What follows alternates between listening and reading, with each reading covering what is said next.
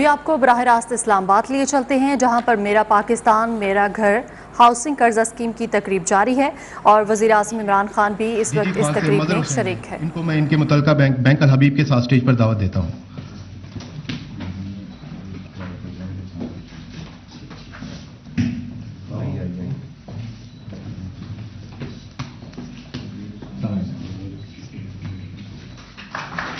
شکریہ۔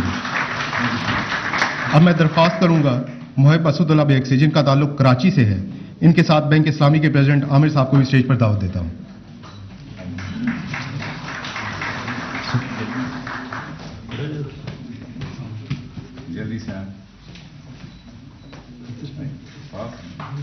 شکریہ۔ چوتھی بینیفیشری زائدہ عبداللہ ہیں، جو لاہور کے ایک اسپتال میں نرس ہیں، جنہوں نے UBL سے MPMG کے تحت قرضہ حاصل کر کے اپنے گھر کی مالک بن چکی ہے۔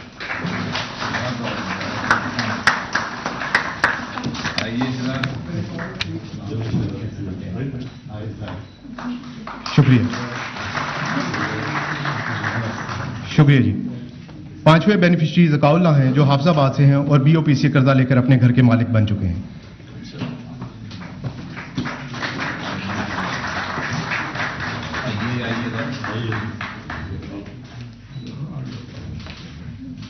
شکریہ۔ آخری بینیفیشری ایک اوورسیز پاکستانی ہیں، یہ مسٹر اور مسز ظہیر ہیں، جنہوں نے HBL سے روشن ڈیجیٹل اکاؤنٹ کے تحت قرضہ لیا اور اپنے گھر کے مالک بن گئے۔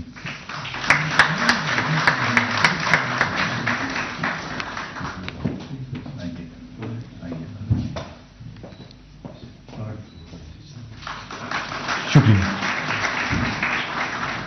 وزیر اعظم صاحب، اب میں بلا تاخیر 3 ٹاپ پرفارمنگ بینک سے دور سے درخواست کروں گا کہ وہ یہاں آئیں اور اپنی شیلڈ وزیر اعظم سے وصول کریں۔ یہ بینک ڈسبرسمنٹ اور اپروول کے حوالے سے ٹاپ پرفارمرز ہیں۔ تیسرے نمبر پہ ہیں اسٹینڈرڈ چارٹرڈ بینک۔ ریحان شیخ صاحب سے درخواست کروں گا کہ وہ اسٹیج پہ تشریف لائیں۔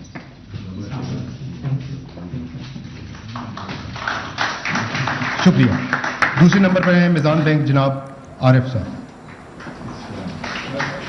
عارف الاسلام صاحب۔ اسلام آباد میں میرا پاکستان میرا گھر ہاؤسنگ قرضہ اسکیم کی تقریب اس وقت جاری ہے اور وزیر اعظم عمران خان بھی اس تقریب میں شریک ہے۔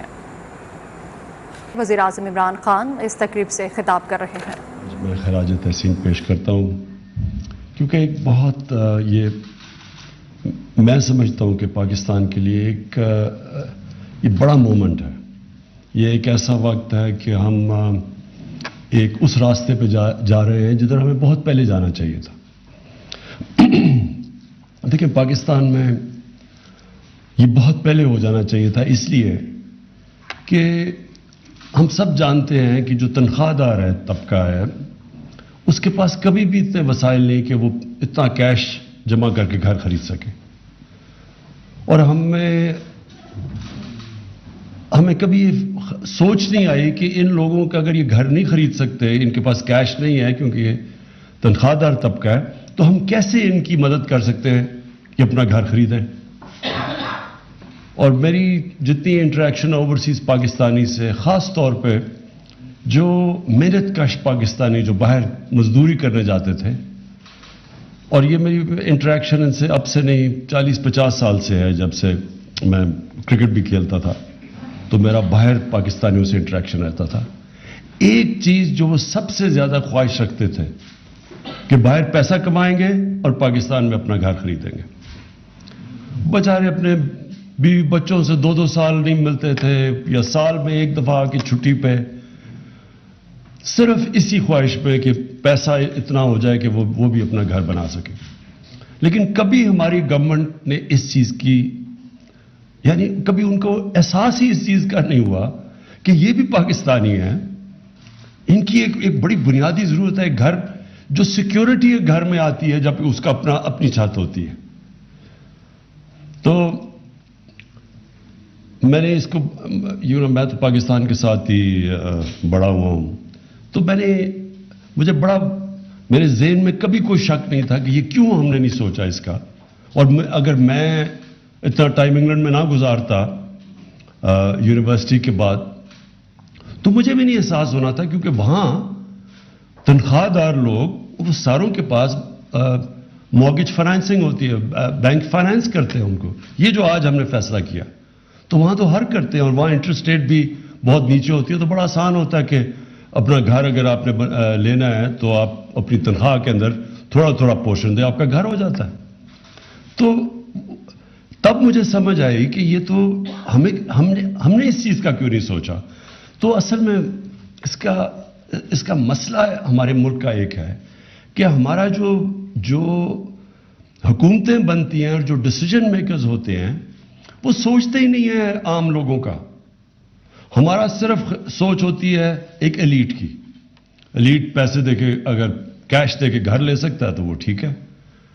अगर इंग्लिश मीडियम एजुकेशन में अच्छी अच्छी नौकरियां सिर्फ एक छोटे से तबके के लिए हैं, तो कभी सोचा ही नहीं किसी ने कि एक करिकुलम एक लाइन जो सारी दुनिया में होता है। कौन से मुल्क में एक तबकाती निज़ाम होता है, एक पैसे वाला अमीर के लिए एक निज़ाम, आवाम के लिए दूसरा निज़ाम, वो कभी चेंज नहीं किया 70 साल में। ये पहली दफ़ा एक सिंगल करिकुलम की तरफ जा रहे हैं हम। फिर अस्पतालों में अच्छे भले गवर्नमेंट के हॉस्पिटल होते थे, आहिस्ता आहिस्ता प्राइवेट हॉस्पिटलों में अच्छा इलाज हो गया और गवर्नमेंट हॉस्पिटल्स के अंदर स्टैंडर्ड नीचे जानी शुरू हो गई, क्योंकि जो डिसीजन मेकर्स थे, जिन्होंने फैसले करने थे, वो या प्राइवेट हॉस्पिटल में जाते थे या मुल्क से बाहर अपना इलाज करवाते थे। तो कोई फिक्र नहीं थी आम आदमी को क्या हो। तो ये एलिटिस्ट माइंडसेट है, इसने हमें बहुत नुकसान पहुंचाया है। हमारी जो डेवलपमेंट थी मुल्क की, वो एक वर्ड अंग्रेजी के इंक्लूसिव कभी नहीं थी। छोटा सा तबका अमीर होता गया, आम लोग वहीं के वहीं रह गए, और इससे हमारे मुल्क को बड़ा नुकसान पहुंचा। तो जो चाइना की डेवलपमेंट हम देख रहे हैं, वो एकदम 30-40 साल में दुनिया की सुपर पावर इसलिए बने कि उन्होंने निचले तबके को साथ ऊपर लेके गए। तो जब आप एक कितना बड़ा फासला कर लेंगे छोटे से अमीर और गरीब का, तो 22 करोड़ अवाम है हमारी। हमारा एक बड़ा ताकतवर मुल्क होना चाहिए, हमारी बड़ी मार्केट होनी चाहिए, दुनिया की सब बड़ी मल्टीनेशनल्स को पाकिस्तान में आना चाहिए। लेकिन जब इतना सिर्फ छोटे से तबके का बाइंग पावर होगी और नीचे लोग गुर्बत पे होंगे, तो वो मुल्क आगे नहीं बढ़ सकता, जो चाइना ने साबित किया। चाइना और हिंदुस्तान का क्या फर्क है? चाइना का एक ही जगह पे तकरीबन खड़े थे 30-40 साल पहले, आज वो चाइना किधर पहुंच गया, हिंदुस्तान किधर? क्योंकि हिंदुस्तान में भी अमीर गरीब में बहुत फर्क है। तो एक तो ये आज मुझे बड़ी खुशी है कि हमने उस रास्ते पे निकल गए, जिस तरह मैंने कहा, जिधर हमें बहुत पहले जाना चाहिए था, कि आम तनख्वाहदार तबका, लेकिन वो कम आमदन वाले लोग, उनको अब पहली दफा मौका मिलेगा अपना घर बनाने के लिए। और ये मुश्किल था क्योंकि सिस्टम हमारा कोप ही नहीं करता था। हमारे बैंक्स की जो सारा जो उसका एटमॉस्फेयर था, वो एक आम आदमी अंदर हमारे बैंकों में जाते हुए डरता था। पहले तो अंग्रेजी में बोलते हैं सारे, ऊपर से टाई शाई पहन लेते हैं, वो बेचारा आम आदमी वो एलियन अपने आप को समझता है। वहां सिस्टम ही हमारा उनको अकोमोडेट नहीं करता। तो ये जो आज मैं खास मुबारक देना चाहता हूं अपने बैंक्स को कि उन्होंने पहली दफा ये जो आप फिगर्स हम देख रहे हैं कि एकदम 6 महीने में आम आदमी को कर्जे मिलने शुरू हो गए, अपने आप को चेंज किया बैंक्स ने। और मैं ये उम्मीद रखूंगा कि अब आप इसको मजीद और मार्केट करें ताकि और लोग आपके पास आए, क्योंकि अब बहुत डिमांड है लोगों की अपना सर के ऊपर छत की, बहुत डिमांड है। और ये जैसे जैसे लोगों को पता चलेगा कि चेंज हो गया मुल्क, ये आम आदमी भी अपना घर ले सकता है किस्तों के ऊपर, तकरीबन वही किस्तें जो वो किराया देता है उसी के ऊपर वो उसका घर ले सकता है। ये एक बहुत बड़ा चेंज आएगा। एक तो सबसे बड़ी मुझे खुशी होगी कि हम उस तबके को जो तरसता रहता है कि अपनी छत हो, अपने घर पे अपना घर हो, तो एक तो उनके लिए ये बहुत बड़ा आज सबसे ज़्यादा तो खुशी उस पे है। लेकिन दूसरा ये इंशाल्लाह हमारी सारी इकॉनमी को उठा देगा कि जब ये जिस तरह की अब लैंडिंग शुरू हुई और बैंक्स करेंगे, तो जिस तरह की कंस्ट्रक्शन के अंदर जो इजाफा होगा तेजी से, क्योंकि हमारे मुल्क में बड़ी सप्रेस डिमांड है, बहुत ज्यादा लोग हैं जो घर चाहते हैं और अब तक बड़े कम लोगों के पास है। اور وہ اس کی بدقسمتی ہے کہ کچی آبادیاں بن جاتی ہیں جا کے، کیونکہ ہم وہ افورڈ نہیں کر سکتے اپنے گھر. تو اس لیے یہ جو سپریس ڈیمانڈ ہے، جتنا اب آپ اس کو پبلسائز کرتے رہیں گے یہ سیکٹر تیزی سے جائے گا. رکاوٹیں بڑی تھیں جو شوکت طری نے بات کی. سب سے پہلے تو فورکلوجر لا تھا، وہ پھنسا ہوا تھا. اور وہ پھر سے میں کہتا ہوں، یہ تو اگر 90s سے یہ لا پھنسا ہوا تھا تو اس کا مطلب یہ ہے کہ کبھی گورنمنٹ کی موٹیویشن ہی نہیں تھی کہ جا کے اس کو عدالت میں جا کے کیس جیتے ہیں. اور دوسرا جو یہ بالکل بات ٹھیک ہے کہ انٹرسٹ ریٹ اتنا اوپر ہوتا ہے کہ عام آدمی کبھی بھی اس سود کی سطح پہ وہ قرضہ نہیں لے سکتا. تو اس کے لیے ہم نے سبسڈائز کیا ہے، اور انشاءاللہ جیسے جیسے ہماری اکانومی بڑھے گی ہم یہ سبسڈی بھی بڑھاتے جائیں گے عام لوگوں کے لیے، تاکہ ان کے لیے آسانی ہو، آسان قسطوں کے اوپر وہ مہینے کی تنخواہ میں اپنا گھر خرید سکے. میں پھر سے آپ اپنے بینکرز کا خاص طور پہ ان کو خراج تحسین پیش کرتا ہوں کہ اتنی جلدی چینج آ گیا ہے کہ انہوں نے عام آدمی کے لیے بھی اب اس پہ اردو میں بات چیت شروع کر دی ہے. شلوار قمیض میں بھی اگر بٹھا دیں گے تو وہ اور زیادہ آسان ہو جائے گا، وہ گھبرائے گا نہیں.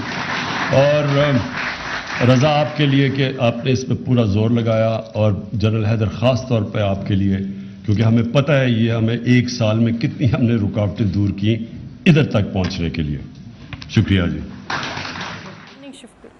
میرا بات اسلام آباد میں میرا پاکستان میرا گھر ہاؤسنگ قرضہ اسکیم کی تقریب جاری ہے اور وزیر اعظم عمران خان تقریب سے خطاب کر رہے ہیں.